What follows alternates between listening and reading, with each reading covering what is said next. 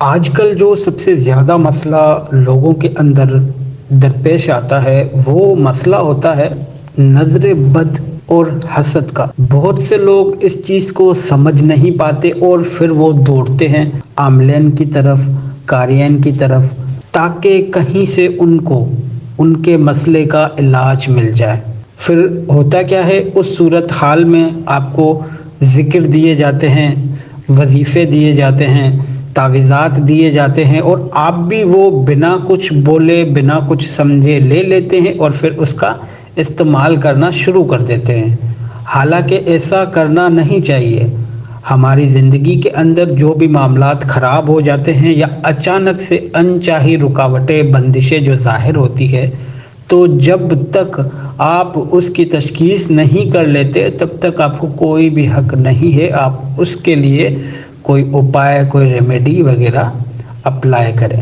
آپ ان کے لیے تب ہی کوئی ریمیڈی یا کوئی سولوشن اپلائی کر سکتے ہیں جب آپ مکمل طور پر اس کی تشخیص یعنی کہ اس کو ڈائگنوز کر لیں کہ ہاں یہی وجہ ہے۔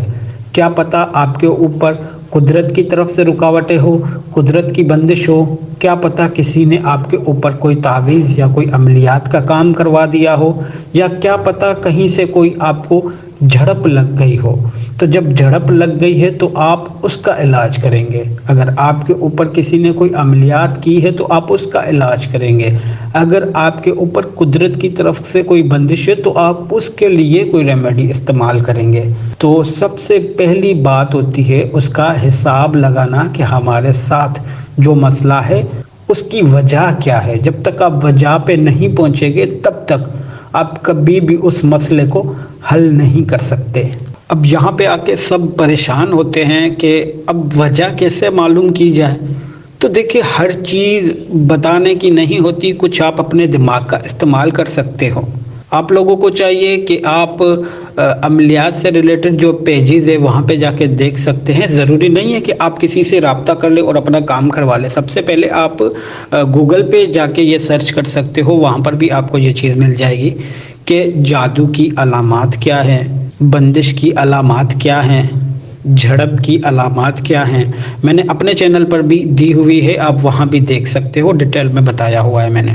تو سب سے پہلے آپ اس کی علامات چیک کریں۔ اگر وہی علامات آپ کے اندر آ رہی ہے تو پھر آپ کو چاہیے کہ آپ اپنا حساب چیک کرائیں کہ آپ کے ساتھ معاملات زندگی میں جو رکاوٹیں آ رہی ہے وہ کیوں آ رہی ہے، اور اس کے بعد اس سے ریلیٹڈ جو بھی ریمیڈیز ہوتی ہیں وہ اپلائی کریں۔ جیسے کہ جادو اور بندش سے ریلیٹڈ آپ کو بہت ہی مختصر اور آسان کچھ عمل بتاتا ہوں۔ جیسے کہ اگر آپ کے ساتھ جادو کے معاملات ہیں تو ان معاملات میں روزانہ رات کو سونے سے پہلے سورہ فلق، سورہ ناس، آیت الکرسی 3 مرتبہ پڑھ کے اپنے آپ کے اوپر دم کریں اور پھر سو جائیں۔ اگر قدرت کی بندش کے معاملات ہیں تو اپنے نام کا برج لیں، اس برج کا سیارہ نکالیں اور اس سیارے کے حساب سے اپنا صدقہ دیں۔ جیسے کہ کسی کا نام عارف ہے تو اس کا برج حمل، اس کا سیارہ مریخ، اور اس کا جو دن بنے گا وہ بنے گا منگل،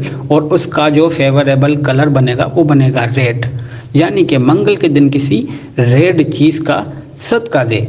اسی طرح سے اگر کسی کا نام شاہزیب ہے تو اس کا جو اسٹار بنے گا وہ بنے گا برج تلو، اور اس کا جو سیارہ بنتا ہے سیچورن یعنی کہ سیارہ زحل، اور اس کا جو فیوریبل دن ہوتا ہے وہ ہوتا ہے ہفتے کا دن، اور اس کا جو فیوریبل کلر ہوتا ہے وہ ہوتا ہے بلیک۔ تو ہفتے کے دن کسی بلیک چیز کا صدقہ دے۔ انشاءاللہ اسی طرح سے اور معلومات بھی آپ کے ساتھ شیئر کرتا رہوں گا۔ امید ہے ہماری یہ معلومات آپ کو پسند آئے گی۔